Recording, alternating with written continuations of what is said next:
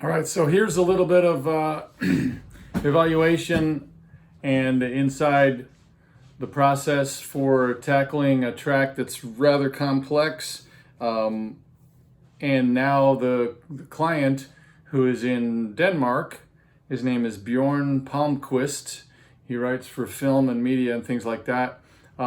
He sent me the finished mix yesterday, which I will show you a little bit of in a minute. But to begin with, this is what he sent me, all right? So it was a full rendering of the MIDI bass part. So in other words, he had played a bass part, sampled bass, showing pretty much what he had in mind.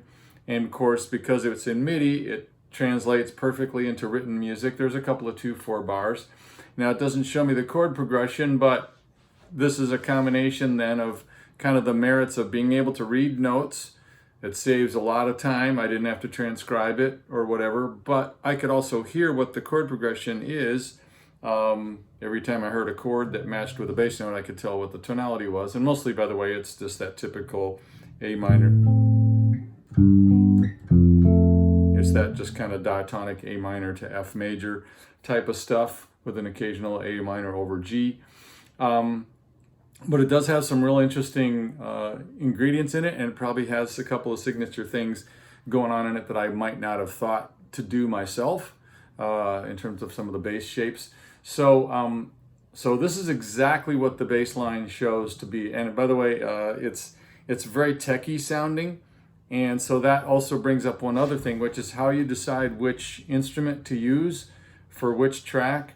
If you just have one good solid bass, that's fine. A lot of our sound is really our hands and where you play on the instrument. But in this case, you know, I do have a decent arsenal of choices, and because of it being sort of techy, and I knew I'd probably want to have some occasional low notes. Here I'm in A down here, but I wanted to be able to do that once in a while.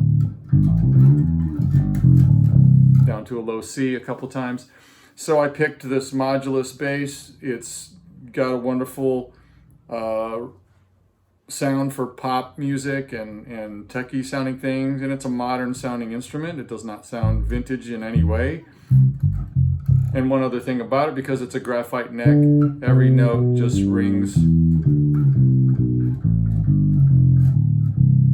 So there's a lot of uniformity to the sound. It's almost, in a way, you could even say too perfect. Kind of sounds artificial, but that fit to me with the vibe of this track. And then one other thing. So with just the tone settings I've got on the instrument itself and what I'm running through, listen to the difference between plucking over the back pickup, right, versus plucking over the front pickup with the same settings.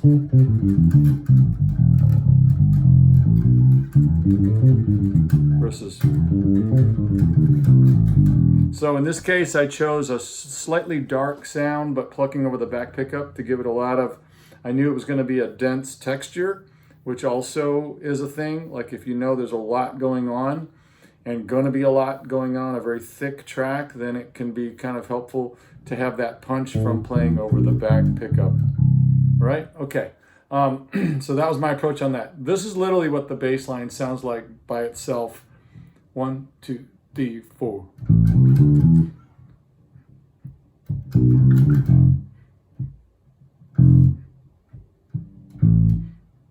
Okay, so in the context with the track, I will play just the written line.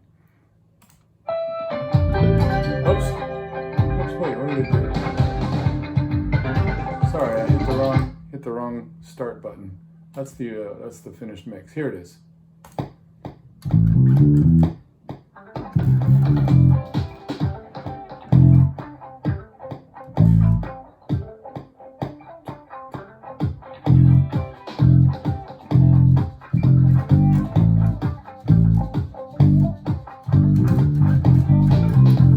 Okay, so it's pretty cool. I mean, there's nothing wrong with it. Like I said, it has a couple of shapes in it that I might not have thought to do and some kind of off-balance phrasing.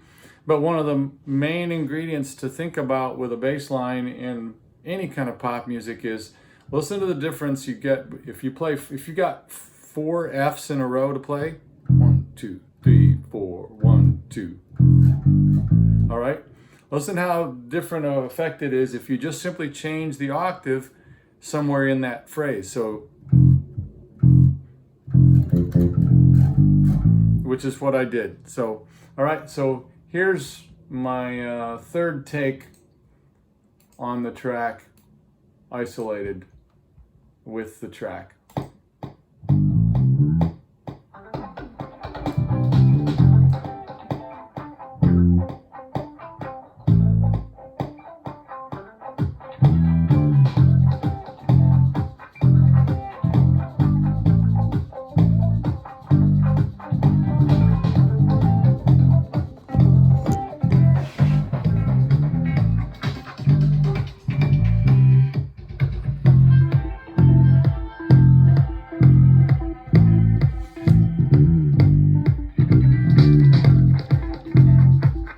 So you got the idea? All right. So yeah, a lot of change of octaves and things like that. And then here's how the finished mix came out.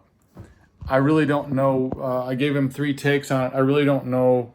I haven't isolated to see what he did with whichever mix I gave him. He might have combined it from any of the 3 takes, but here's what the finished mix sounds like. Sorry.